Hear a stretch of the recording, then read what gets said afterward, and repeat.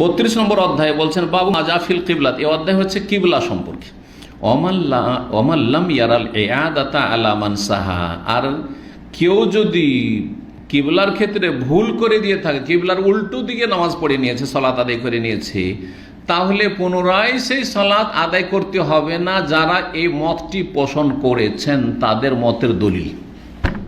তার মানে, আর আমার অনেক সময় এরকম হয়ে গেছে, অনেক সময় বলবো না, কখনো কখনো এরকম হয়েছে। কারণ বিভিন্ন জায়গায় বিভিন্ন দেশে হোটেলে থেকেছি, হঠাৎ করে হোটেলে প্রথম দিন উঠেছি, আর তারপরে অমুসলিম দেশে যদি হয় কে বলবে আমাকে, ধরেন বোম্বাই গিয়ে 22 দিন হোটেলে থেকেছি, প্রথমবার পিস টিভি, 4 বার আমি পিস টিভি রেকর্ডিংয়ে গেছি, তারপরে 15 দিন করে থেকেছি। তো প্রথমখানে গেছি, আমি কিবলা বুঝতে পারছি না। ঠিক আছে, ফরজ সালাতের ক্ষেত্রে তো ঠিক, কিন্তু আমি হঠাৎ করে ধরেন রাত্রে কিছু সালাত পড়বো, হ্যাঁ, বা ফজরের সময় কোথায় কাকে জিজ্ঞাসা করবো, রিসেপশনে, সব তো নন মুসলিম, কী জানবে সে, আর তারপর আমি বিশ্বাসী কী করে করব।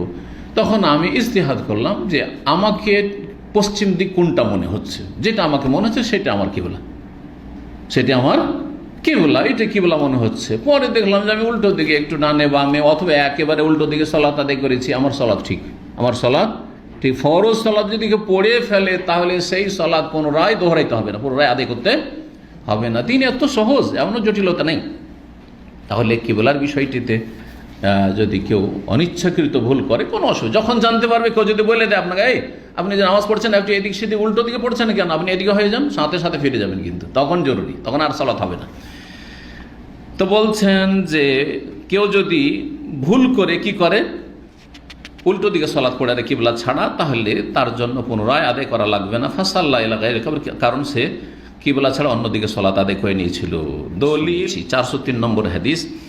আর এই তারপরে আরেকটি হাদিস, আব্দুল্লাহ বিন দিনার বলছেন আব্দুল্লাহ বিন উমর থেকে, বাইনান নাস বিকুবাইন, লোকেরা কোবা মসজিদে ছিল, ফি সালাতে সুবহে, ফজরের সালাতে।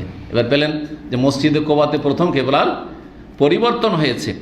ইজাহুম আতিন, হঠাৎ করে তাদের কাছে একজন আগন্তুক ব্যক্তি আসলো, বাইরে থেকে একজন লোক আসলো অন্য জায়গা থেকে।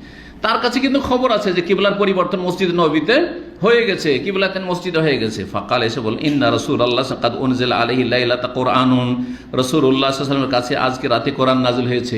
হয়তো তিনি রাত্রে খবরটা জেনেছিলেন, হতে পারে আসরে জানেননি, সে বলছেন রাত্রে কোরআন নাযিল হয়েছে, কিন্তু আসলে জোহরে নাযিল হয়েছিল। ওয়াকদ উমিরা আন ইয়াস্তাকবিরাল কাবা, আর তাকে নির্দেশ দেওয়া হয়েছে যে কাবার দিকে যেন ফিরে যান। ফাস্তাকবালুহা, তখন কোবা মসজিদের মুসল্লিরা সবাই কিবলামুখী হয়ে গেল। ওয়াকানাত ওজুহুম ইলা শাম, সেই সময় তাদের মুখমণ্ডল ছিল, চেহারা ছিল শাম দেশের দিকে, মানে প্যালেস্টাইন, বাইতুল মুকাদ্দাসের দিকে। ফাস্তাদারু ইলাল কাবা, তখন তারা কি করলেন, কাবার দিকে ফিরে গেলেন, কাবার দিকে ফিরে গেলেন। তো কিবলার পরিবর্তনের কথা দেখা গেল। আচ্ছা, এখানে হাদিসের অধ্যায়ের সাথে কি মিল আছে? অধ্যায় কি রয়েছে? কিবলা সম্পর্কে। আর কেউ যদি কিবলার উল্টো দিকে সালাত আদায় করে নেয় ভুলবশত, তাহলে সেই সালাতটা পুনরায় আদায় করতে হবে না, মানে কবুল হয়ে যাবে। তো হাদিস দ্বারা প্রমাণিত হইল কি হইল না?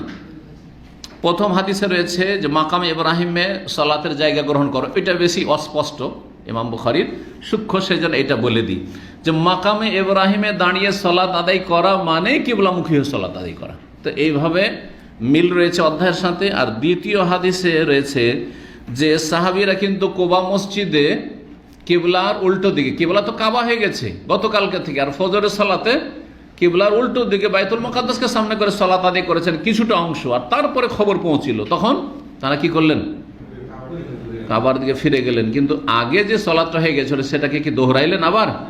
না, করলেন না। তাহলে বোঝা গেল যে কেউ যদি ভুলবশত কিবলার উল্টো দিকে পুরো নামাজ পড়ে ফেলে আর নামাজ শেষ হয়ে গেছে, তাহলে তার নামাজ হয়ে গেছে।